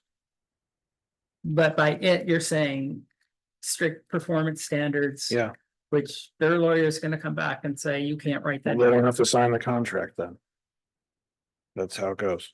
They don't have to sign it. Then it's on us to be able to validate that they're not meeting. Mhm. Right, we're gonna present the contract. Mm, They don't have to sign it if they don't want to. That's all. Cause right now we get numbers and no one agrees its numbers are real. Right. Yeah. And So- just because somebody's on the rip and run doesn't mean they actually respond. They're just attached. Well, there's, what they were explaining to me is like if some, the. People get attached as well, not just the department, like I was going through it with. I know. With the department, yeah, But it doesn't mean that with the third person there and the issue's already going. but there's times attached to that, is what I saw. So When they like arrive, if someone, they're- yeah, when they arrive, Or when they call and say, I'm on my way. it's when they're actually, When they run, which is a head shake for. Yeah, so all of the above. Yeah. So when they call and say I'm on my way, there is an assigned time. Then when they call and say I'm on scene, there is an unseen time. Yeah. So yes, each thing that they do, there's a timestamp on it. So we just need to be able to sort through that. Accurately. Cause last week after hearing. The chief say that he was gonna manipulate it so other departments can't show up. I found that really disturbing. Again, if that's the attitude, then. This will be really fast. I'm taking the approach I like to take in family court, which is, give the opportunity to succeed and then it's up to, I think you have a question. yeah, Based on the observation. Communities, like, that is a small hamlet of the entire town. Communities are rather attached to their fire departments in a lot of cases. Yeah. If just making a decision here, which seems like it's ripping a Band-Aid off, is that the best choice? I think gathering information and systematically looking. Find a better approach. I will assure you, we've been poring over data for months. This isn't something new, but it's a lot of money. I know, well, I that also when- know how much the others get, and I live close enough to the fire department, it's not Aetna, that I hear them get 3 tones too. So, and they're much bigger and getting a lot more money on that list. Cause I live in the village. So. so. Anyway, I have something on the table. Whenever we do this, we're gonna be ripping a Band-Aid off. I don't think this, we could say, let's wait 6 months and Probably a systematic approach, you gotta look at. well, it's very hard to do when you have 4 departments that have their. Yes, I've seen it done. Well, yeah, that, well, as you may know, we've set aside money to do a study, whether a townwide system would be better. We're not sure. We want to be convinced. Right, I guess I'm confused about the notion that you have to give them $90,000 to operate for the next, say, 6 months. They've got hundreds of thousands of dollars saved up. That they've gotten from you. If you give them another $90,000, what are they gonna spend it on? I mean, you know, they've got hundreds of thousands of dollars saved up that the town taxpayers have been giving them for years. When they haven't been performing their duty. I mean, that's what we're talking about here. If you're a fire department, I understand. your duty is to go to calls. It's not to go to parades. It's not to have fancy banquets. That's all just a nice thing to do for the members. Your job is to go to calls, every call. Because there's somebody there that needs your help. And if you can't, I'm not saying they won't, they just can't. They don't have enough people. They don't have enough people that you've heard them say, hey, we all have jobs. I understand it. All these departments, everybody in these departments has a job or goes to school. They're all in the same boat, yet there's only one department that can't go to their calls. Are we gonna continue to just say, well, this contract, this doesn't mean anything? You don't really have to go to your calls. We're gonna continue to pay you anyway. I'm sorry, it just doesn't make any sense to me. Okay, thanks. well, thank you, Chris. You're doing exactly what we pay you to do. And I appreciate it, because to tell us your opinion with your, you've been gathering the information and you know the lay of the land. I think we all need to give his thoughts and due credit here. Right. I'm just concerned, tell me how the transition works, what happens next? It doesn't really change very much. Tell me if I'm wrong, gentlemen. Well, I think Friedel, you're still gonna go to their calls, right? yeah, but I don't think that's the transition he's talking about. Okay, what are the transition you're talking about? Resources, volunteers, facilities. We're talking maybe 6 or 8 people that Right. actually live in the town that actually go on calls, okay? This person might choose to join up with. But Chris, that's not the transition he's talking about. He's talking about the corporation. It's a corporation Right, that's going to exist with or without a contract. understood, Okay, so that's the transition we're talking about, because the corporation doesn't have to dissolve when the contract isn't, like, say it doesn't happen. They don't have to Understood. dissolve. and your town attorney is familiar with the process that you need to engage in. So that you can. I just want people to understand, this isn't the public hearing. So understand, we have to come back on December 12th and Yeah. have that. Understood, Okay, 'cause- Right, but in order to come to a numerical decision here, Yeah. we have to hear these Right, equities balanced out. And so this is one of our concerns. If we make a decision tonight to zero out a budget, how abrupt is that going to be? What happens, what does Aetna think about this? We got residents over there who might, be shocked that we zeroed out their fire department. There may be residents who are not. I haven't, Most have no clue. most have no clue. What's what they're talking And that's the way it is with emergency calls. You call and you expect somebody to show up and people don't get into the nuts and bolts of who's doing what. that's just- true. Did they show That's up? true. And we're fortunate that we have departments that show up. yeah, do you have one just brief comment? One very brief clarification, the fund for membership does not come from the town, it comes from an insurance fund. That pays the department, but I want the community to think, anyone who's wasting money frivolous. For things like that specifically from my that. Okay, 2% that's the 2% that we don't, but Yeah. It's under state, it's an insurance. yeah, that's not the budget we're talking Yeah, about, so. Not for banquets and this and that. No, they They have. use some of the budget allocations that we provide for banquets and Well, no, we use the offset of the membership. No, Oh, they yeah, have that's line separate. items in the money to ask us for. That's more than their fire. Yeah. Tax. we know far more about their budgets than we'd like to. Yeah. To be honest.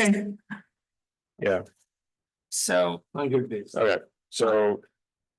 Again, like we're looking at putting numbers in for the public hearing and then even at the public hearing, again, things can.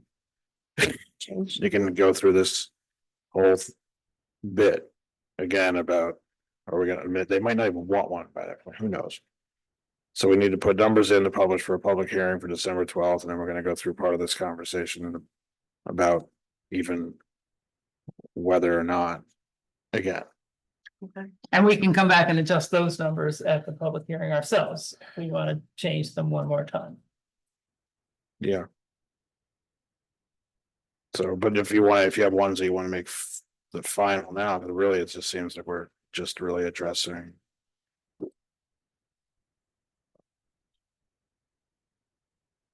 Yeah, so again, like I have something on the table, I guess I'm moving this, and then. Yeah. If we have a second, and then if there's an amendment, then make an amendment, and that way we can get through this rest of the. Agenda too. Yeah. You're moving it? I moved it I'll already, yeah. second it. All right, so obviously we need to amend this because I don't think there's agreement on it here. Yeah, that's fine, so if we just have an amendment, then. And it doesn't have to be in this, so. It just has to pass. I'm gonna be here all night.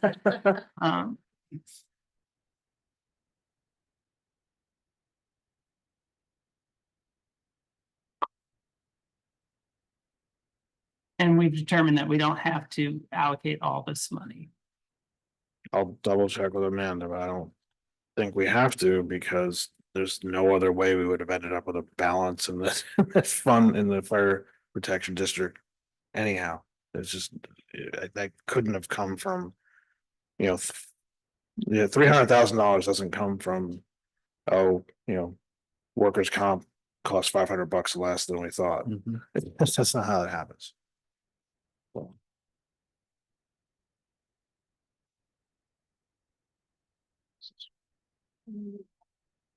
Yeah. First embarrassment, no. No. We were agreeing to these numbers, right? Is what I'm, yeah. Okay, yes, Agreeing to these numbers. yes, For the public hearing for the 12th, and then if we're gonna change it more, you could do it there too. So, yes. No, yes, and then this is for Well, the, this is what I found on Jordan.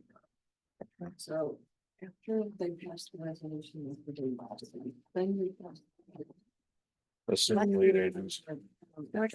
What? Declared their name stuff. So I feel like we need to. Yeah. Well, okay, so. Right, so then the public hearing though on the contracts will be 6:05, December 12th. Fine, all right, so that's what we'll do. All right.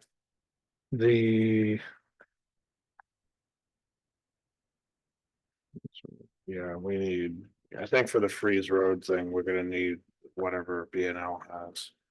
If they have a resolution for us. great. We only have part one. Yeah, Yeah, that. So we need So part two. see how you can declare. yeah, All right, they got a new guy working on this stuff. yeah, So here's the other thing I found when I looked at George Road. After we passed a resolution similar to that October one, the board passed a resolution assuming lead agency role. yeah. But I did not see it like that. So I don't know how it works. Yes. Okay, The Not new a- bridge just close to the rail trail crossing. okay.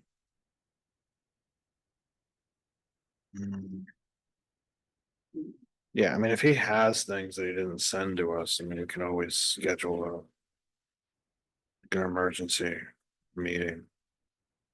I could Yeah. Because you might have two topics. Yeah, So you're saying we didn't do a neg deck for George I Road? could not. yeah. So we just passed in the septic, or we just went through the FEA app sections 1 and 2 and approved it? I didn't have time to look through the Yeah. whole file. I Yeah. just looked at resolutions, Okay, so. Yeah. I don't understand how. all right, I'll talk to BNL as soon as possible. Yeah, because if they have other things that they didn't send to us, then we can, if you just let me know, then I can call a meeting and we can deal with it before the 12th. Right, yeah, I don't know. And I think Ben's replacement that didn't, he hasn't been through this a lot, so maybe he just doesn't know then there's so many more stuff on section 2. Okay. I mean, maybe Ray can help him through it. If he doesn't know. I mean, they should know, this is what they do. Ray, are you still with us? Yeah, Yeah, I can definitely lend a hand on that if they give me the details. But we need section 2 for the FEAF and yeah, 2 and 3. so- yeah. And then Frida's Road is the one that we have to do this. Right, because of the interested parties. For sure, I mean, right anyway, Yeah, right. yeah, definitely gonna do it, you know, You now took care of sending out the notice. With part 1 to the interested party. yeah, and they were making comments on that. Yeah, I haven't seen that. Yeah. All right. Okay. Well, if they can get it to us soon, we can do something before this wells. So I know we want to get this out to bid. Are you saying we have until the 12th to act because of? No, if they have other forms that are ready and a resolution, we can just have a meeting before the 12th, just about Okay, this. otherwise we'll take it up on. Otherwise, we'll pick it up on the 12th, but if it's that much, you know, if we need to get it done. Quicker, so we can get things out to bid, you know, basically, if doing it before the 12th will help move things along quicker, then we can do that. Yeah. If it won't, then let's just do it the 12th. Mhm.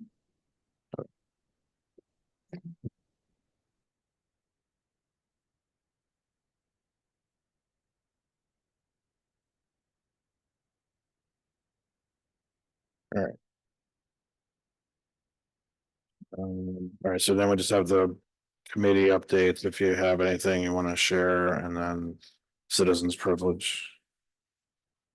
So, Nothing to share about. You do. I sent a note out to everybody about the conversation, their main topic of action was talking about planting trees in Bob's honor. The other thing, and I think I need to write up a resolution for next time, is that we. What happens when I flip my notes? I shared it up there too. Thank you, is that we.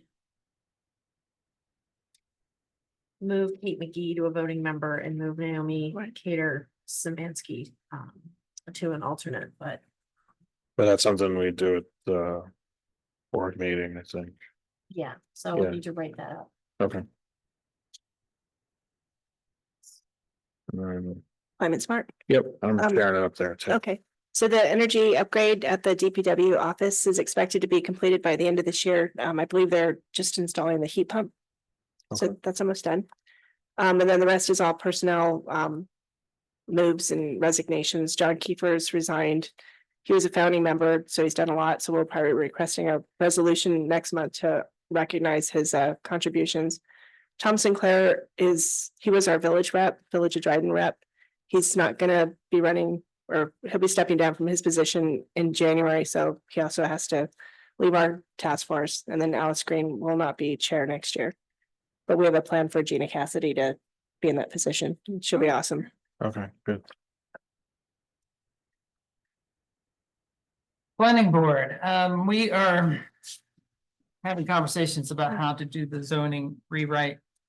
We've done, the sort of editing of our zoning. We had consultant go through and highlight the various problems in our zoning. And then we need to go about revising sections probably in 3 or 4 phases, you know, because there's a lot to fix. And rather than putting it all out in the public in one big swoop, we'll probably do the affordable housing, you know, the rezoning relating to housing in one first effort, along with revising our definitions, making it just more readable for anyone interested in doing developing here, but really with the focus on making housing more accessible and affordable.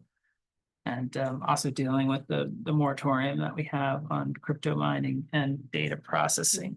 And because we have to get that in place within, as you know, 18 months, and the clock is ticking. So we're going to ask our prior consultant, Ann Stolzenberg, to work with us again, because we think she's fantastic.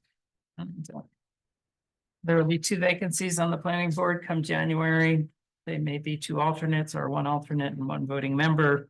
So I want all of us to be thinking about people that might serve in that capacity, especially women or underrepresented groups on in our community, because we have a lot of people that look like me, nothing, older white guys. And you know, they have a role, but we like diversity. And so if you can think of anyone who wants that role, they're great meetings. We're doing interesting stuff on the planning board, and this is a really good board.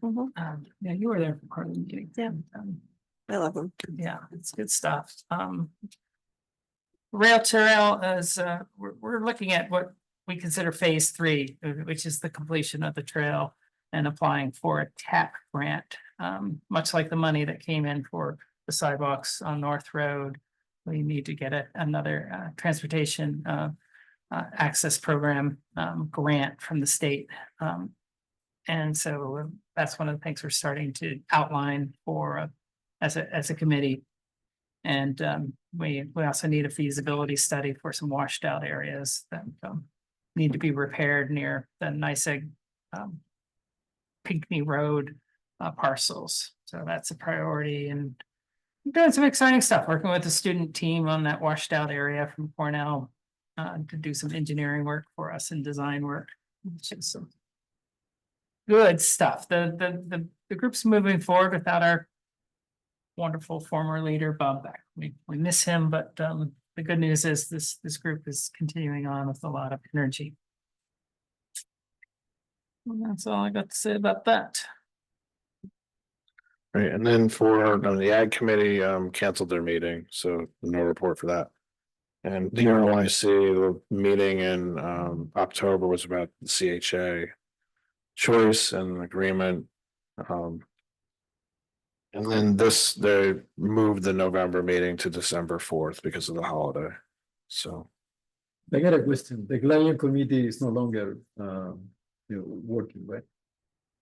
So which one? Client committee associated with the RFP and. Oh, yeah, that's, yes. So now we're just at the point where we've decided on the contractor. So the client committee is no longer needed. Yeah, not the one that had the whole huge group of every. I mean, there's gonna be people who are gonna work with the contractor to, but it's not like, since there's not a housing component or anything, you're not gonna need to worry about that. It's mostly gonna be I mean, because the only areas they're talking about are what's actually usable, which isn't even in the wetland. So I don't even know if conservation board's gonna need to look at as much. To the committee, Yeah, so. yeah, the liaisons to the committee, I mean, obviously you participate, but yeah, I would just check with Leslie. Okay. Yeah, I mean, if you're interested in it, yeah, just let her know. It just, the question came from the affordable housing committee. Yeah, Whether the client, the client committee will continue working on, no matter what the scope of the project, it is. yeah, I don't think you need to, since it's not gonna include a housing bit, but if someone's interested, let's let Leslie know. I mean, they're pretty open, so. If someone still has an interest in it, I would just say, get in touch with her and tell her you want to be part of it.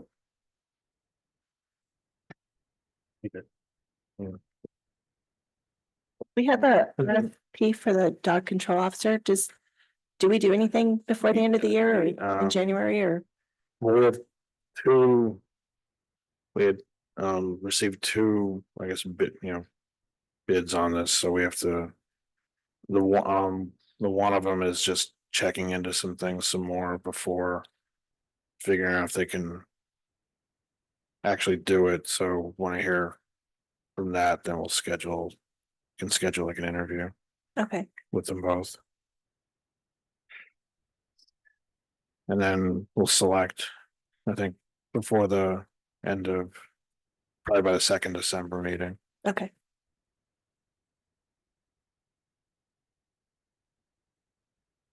All right, and then on our citizens privilege, if anybody wants to, right there. And then.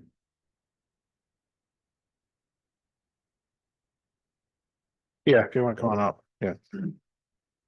So I was just, wanted to inquire when you thought we'd be able to see the first draft of fire contracts.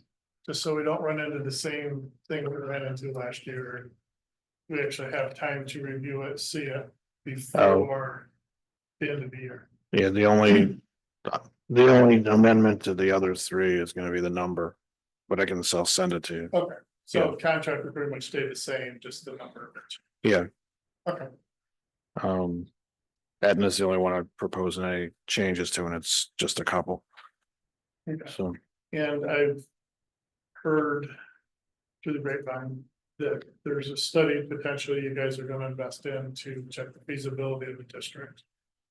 The only thing I would ask, can the fire departments, can we sometimes just sit down and talk benefits and just, Yeah. you know, just amongst all of us, just kind of a couple people from, you know, the town board, the pros and cons. Mhm. I think what I would like to hear at some point, what is the town's, are they thinking it could provide better fire protection? Is it going to reduce the cost to the, how is the residents gonna benefit from it? I guess is. Mhm.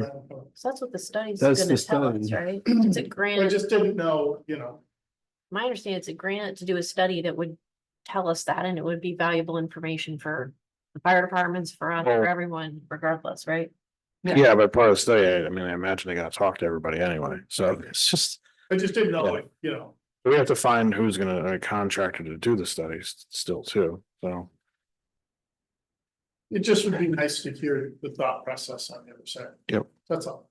Yep, yeah, you'll be part of it. Sit down, have coffee and just talk it out amongst ourselves and just, we all know where we stand.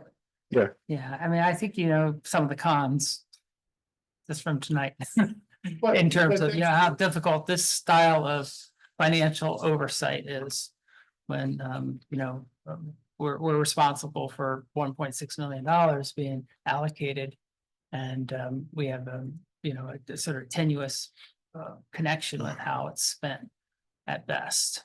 And, it requires a lot of our time, you know, to be responsible stewards of this money, which we just, you know, you can tell all the things we're working on in this town, and it's very demanding of us to put in the management time $1.6 million deserves.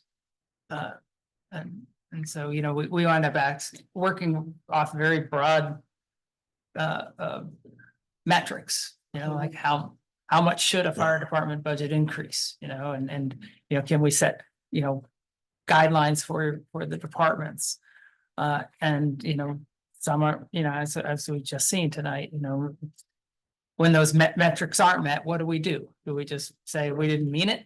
You know, and it's, there's gotta be a better way to do this, you know, with it. Yeah, and Yeah. you know, you either shifted the burden on to another 5 or 6 people, or, you know, are those people going to be able to do those? So like I Well, said, the attractive thing would be those 5 or 6 people would do that exclusively and not worry about dog control or rail trail or broadband or recreation or housing and zoning and all the things that we do here. You know, have people with a sole interest in fire delivery and EMS, you know, light rescue.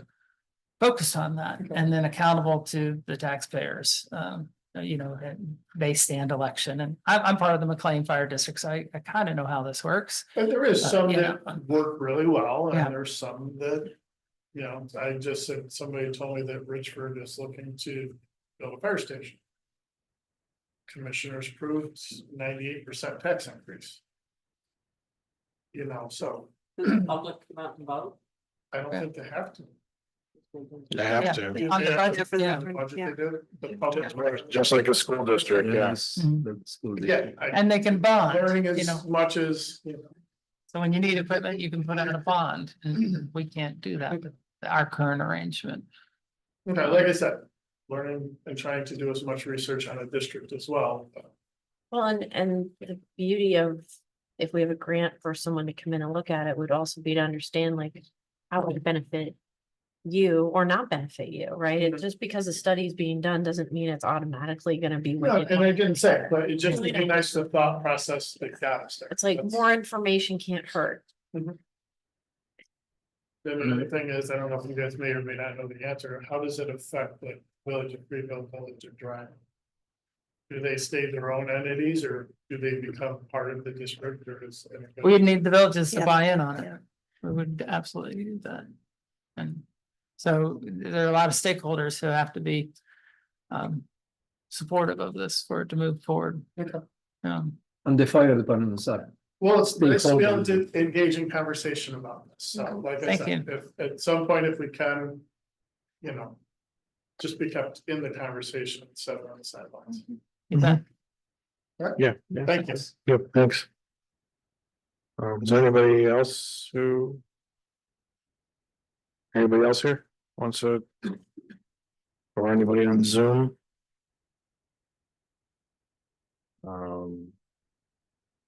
Okay, I guess not, so, move to adjourn. 1 second. All right, thanks.